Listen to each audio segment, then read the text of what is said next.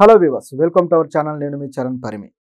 రాహుల్ గాంధీ దెబ్బకి కలవరపడుతున్న అమిత్ షా, అలాగే బీజేపీ చూస్తుంటే అలాగే ఉంది. ఇప్పుడు జార్ఖండ్, హర్యానా ఈ ఎలక్షన్స్ ఉన్నాయి కదా, మహారాష్ట్ర ఈ స్టేట్స్లో ఈ అసెంబ్లీ ఎలక్షన్స్లో క్యాంపెయినింగ్ మొదలైపోయింది. ఈ క్యాంపెయినింగ్లో ఒక్కొక్క నాయకుడు, బీజేపీ నాయకుడు ప్రచారాలు చేయడం మొదలుపెట్టారు. ఈ ప్రచారంలో భాగంగా రాహుల్ గాంధీ విషయంలో వాళ్ళు ఎంత కలవరపడుతున్నారో బయట పెట్టుకుంటున్నారు. సో నిన్న జార్ఖండ్లో ప్రచారం జరిగింది. అమిత్ షా దానికి హాజరయ్యాడు.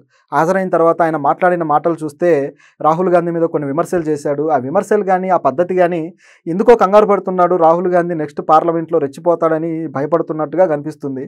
ఆయన చేసిన కామెంట్లు ఏంటంటే, రాహుల్ గాంధీ చాలా అహంకారంతో వ్యవహరిస్తున్నాడు, పార్లమెంట్లో ఆయన ప్రవర్తన బాగాలేదు, హద్దులు మీరు ప్రవర్తిస్తున్నాడు అంటూ వ్యాఖ్యానించాడు. ఇది ఒక్కటే కాదు, ఎవరైతే ఈ కాంగ్రెస్ పార్టీ ప్రతిపక్షం ఉందో, ఈ ప్రతిపక్షానికి వచ్చిన సీట్లు చాలా తక్కువ. బీజేపీ కాంగ్రెస్ కన్నా చాలా ఎక్కువ సీట్లు, 240 సీట్లు గెలుచుకుంది. సో మేము అధికారాన్ని ఏర్పాటు చేస్తాము, మేము ఆ స్థాయిలో ఉంటాం, కానీ అధికారాన్ని ఏర్పాటు చేయలేని వాళ్ళు, ఓడిపోయిన వాళ్ళు ఎందుకు అహంకారంతో ఉన్నారో అర్థం కావట్లేదు. ఓడిపోయిన వాళ్ళకి అహంకారం ఉండటం చూస్తే మొదటిసారి నేను చూస్తున్నా, ఆశ్చర్యంగా ఉంది అని చెప్పి ఆయన అనడం జరిగింది. సో దీంతోపాటు పార్లమెంట్లో రాహుల్ గాంధీ ఈ విధంగా ఒక ఇన్సల్టింగ్ నేచర్తో బిహేవ్ చేయడం సరైంది కాదు, ఇది ఇలా ఎప్పుడూ లేదు అని చెప్పేసి రాహుల్ గాంధీని కొద్దిగా దుయ్యబట్టే ప్రయత్నం చేశాడు. కానీ ఇది చూస్తుంటే ఇదేమీ అహంకారంతో రాహుల్ గాంధీ ప్రవర్తించినట్టుగా గత మీటింగ్లో ఎప్పుడు కనిపించలేదు. ప్రజలు కూడా చూశారు దాన్ని.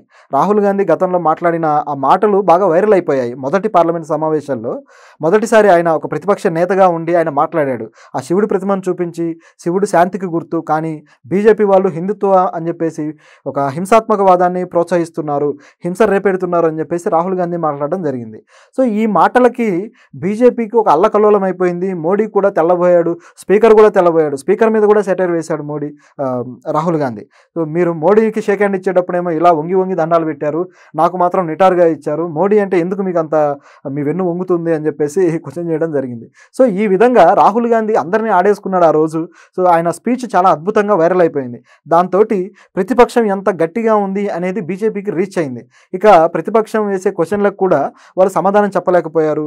మహువా మైత్ర కావచ్చు, వీళ్ళంతా కూడా క్వశ్చన్ చేస్తే వాళ్ళకు మాట రాలేదు. సో ఈ విధంగా మొదటిసారి పార్లమెంట్లో బీజేపీ దెబ్బతింది. గతంలో అయితే అసలు ఎవరు ఏది అడిగినా సమాధానాలు చెప్పేవాళ్ళు కాదు. మోడీ తనకి ఇష్టమైతే మాట్లాడేవాడు, లేకపోతే మాట్లాడేవాళ్ళు కాదు. మణిపూర్ విషయం కావచ్చు, అనేక అల్లర్లు కావచ్చు, రైతుల సమస్య కావచ్చు, ఏది కూడా, రైతు చట్టాలు కూడా ప్రతిపక్షాలను బయటికి పంపించి చట్టాలు ఓకే చేసుకున్నారు. అందుకే వాటిని నల్ల చట్టాలని పేరు కూడా పెట్టారు. సో ఈ విధంగా ఇష్టానుసారం పార్లమెంట్లో గడిపింది ఎవరు అహంకారపూరితంగా వ్యవహరించారో ప్రజలు చూశారు గత 10 ఏళ్లలో. సో ఎవరు గడిపారు? మోడీ అండ్ అమిత్ షా.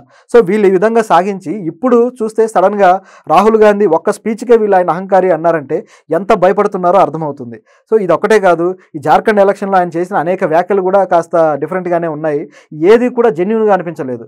జార్ఖండ్లో ఆయన ఏమన్నాడంటే, ఈ జార్ఖండ్ అనేది మనకు తెలిసిందే, అది ఒక గిరిజనులు ఎక్కువగా ఉండే ప్రాంతం. సో అది బీహార్ నుంచి విడిపోయిన తర్వాత అది ప్రభుత్వం ఏర్పాటు చేయడం కావచ్చు, ఈ ప్రత్యేక హోదా కావచ్చు, ఇవన్నీ కూడా ఆ రాష్ట్రానికి ఒక బలం చేకూరుస్తూ వచ్చాయి. ప్రస్తుతం కూడా ఒక గిరిజనుడే దానికి సీఎంగా ఉన్నారు. సో ఈ పరిస్థితుల్లో జార్ఖండ్ మీద ఆయన చేసిన కామెంట్స్ ఏంటంటే, జార్ఖండ్లో గిరిజన మహిళలు కూడా లవ్ జిహాద్కి ఎఫెక్ట్ అవుతున్నారు, గిరిజన స్త్రీలను లవ్ జిహాద్ పేరుతోటి వశపరుచుకుంటున్నారు అని చెప్పి కామెంట్ చేశారు.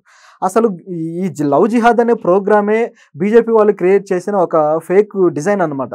ఇది ఎవరైనా, ఇప్పుడు హిందువులు కాని వాళ్ళు ఎవరైనా హిందూ అమ్మాయిని లవ్ చేస్తే, అది ముస్లిం కావచ్చు, క్రిస్టియన్ కావచ్చు, మరొకరు కావచ్చు, ఎవరైనా సరే లవ్ చేస్తే దానికి లవ్ జిహాద్ అని పేరు పెట్టేసి దాన్ని రాజకీయం చేసేసి వాళ్ళ ప్రేమను అవమానించడము, సో వాళ్ళకు ఒక జీవితం లేకుండా చేయడం, ఇట్లా ఒక అరాచకపు పద్ధతి నడిపించుకుంటూ వచ్చారు.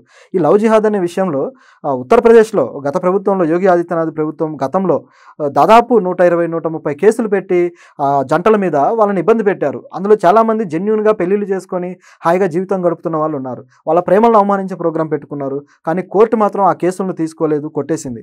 సో ఇట్లా మీరు వీళ్ళని అవమానించొద్దు, వీళ్ళు హాయిగా వాళ్ళ సొంత ఇష్టంతో ప్రేమించి పెళ్లి చేసుకున్నారని చెప్పి కోర్టు మొట్టికాయలేసింది ఈ హిందుత్వ సంఘాలని.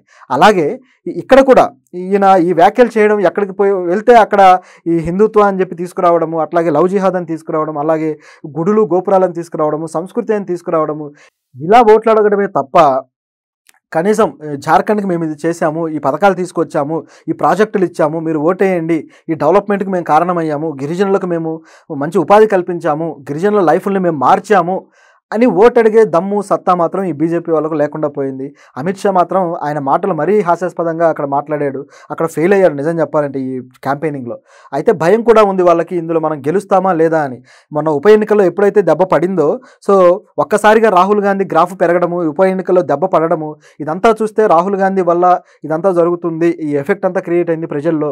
సో నెక్స్ట్ ఎలక్షన్స్లో కూడా, ఈ జార్ఖండ్ మహారాష్ట్ర ఎలక్షన్స్లో కూడా రాహుల్ గాంధీ ప్రభావం ఉంటుంది అన్న భయంతోనే రాహుల్ గాంధీ మీద కామెంట్ చేయడం మొదలుపెట్టాడు. సో ఇది చూస్తుంటే ఇక రాహుల్ గాంధీ ఎఫెక్ట్ స్టార్ట్ అయినట్లుగానే ఉంది. సో ఇది ఎంత దూరం తీసుకెళ్తుంది, మరి ఒకవేళ జార్ఖండ్లో కానీ ఓడిపోతే అది బీజేపీకి ఎంత మైనస్ అవుతుందో చూడాలి. అలాగే రాహుల్ గాంధీని పార్లమెంట్లో ఎలా ఎదుర్కొంటారో కూడా చూడాలి. ఎందుకంటే ఇక నెక్స్ట్ బడ్జెట్ సమావేశాలు స్టార్ట్ అవుతున్నాయి. ఈ బడ్జెట్ సమావేశాల్లో సో ఇక నిర్మలా సీతారామన్ గారు ఎప్పుడు కూడా కొన్ని రాష్ట్రాలకు అన్యాయం చేస్తూనే వస్తారు కదా, నిరుద్యోగులకైతే పూర్తిగా మొండి చేయి చూపిస్తూ ఉంటారు. సో ఇప్పుడు మళ్ళీ ఈమె మరోసారి బడ్జెట్ తీసుకొస్తున్నారు. ఈ బడ్జెట్ విషయంలో ఆల్రెడీ ప్రిపేర్ అయిపోయారు కాంగ్రెస్ కావచ్చు, ప్రతిపక్షాలు అన్నీ కూడా.